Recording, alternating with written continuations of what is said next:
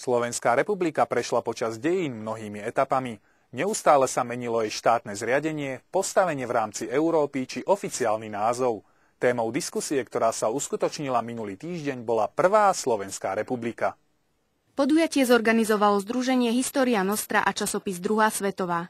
Vo štvrtok 13. marca sa v priestoroch penziónu Andrej stretli milovníci histórie a ľudia, ktorých slovenské dejiny zaujímajú. Beseda sa konala pri príležitosti výročia vzniku slovenského štátu v roku 1939. Pred tému sme sa rozhodli hlavne z toho dôvodu, že aj v súčasnosti po 19 rokoch v podstate od pádu komunistického režimu táto téma je v podstate svojím spôsobom tabuizovaná. Na besede s názvom Prvá Slovenská republika a jej miesto v našich dejinách sa zúčastnilo okolo 30 ľudí všetkých vekových kategórií. Sa trochu zaujímam o históriu, dejepis a myslím si, že v dnešnej dobe, keď sa stráca historické povedomie, je dobré, keď sa dejú aj takéto akcie. Zaujímavé ma dejiny nášho národa, zaujímavé ma problémy, ktoré prinášla doba, v ktorej museli naši predkovia riešiť svoju životnú existenciu. K téme Slovenskej republiky počas druhej svetovej vojny sa vyjadrili 4 historici.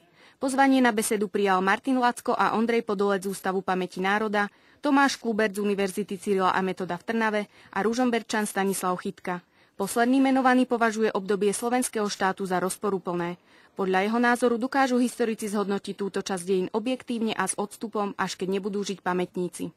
Problém je v tom, že často tie hodnotenia upadajú do extrémnych poloh.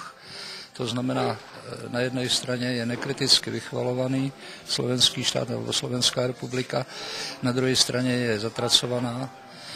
To znamená, čaká nás ešte hodne veľký kus práce, aby sme zaujali nejaké jasné stanovisko. Slovenský štát bol vyhlásený 14. marca 1939.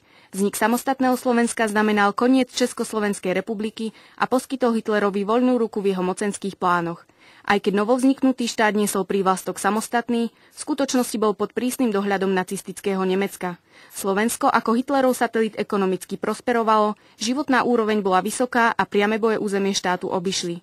Ale na druhej strane tu bola nemecká diktatúra a s ňou spojená arizácia a prenasledovanie Židov. Ako historik sa snažím o vyvážený pohľad, objektívny pohľad, teda to znamená otvorené hodnotenie aj pozitív, aj negatív tohto štátneho útvaru a v jeho rámci aj režimu, ktorý tu bol. Po moderovanej diskusii ešte nasledovala beseda s prítomnými historikmi. Návštevníci mali aj možnosť zakúpiť si najnovšie publikácie z dielne Ústavu pamäti národa.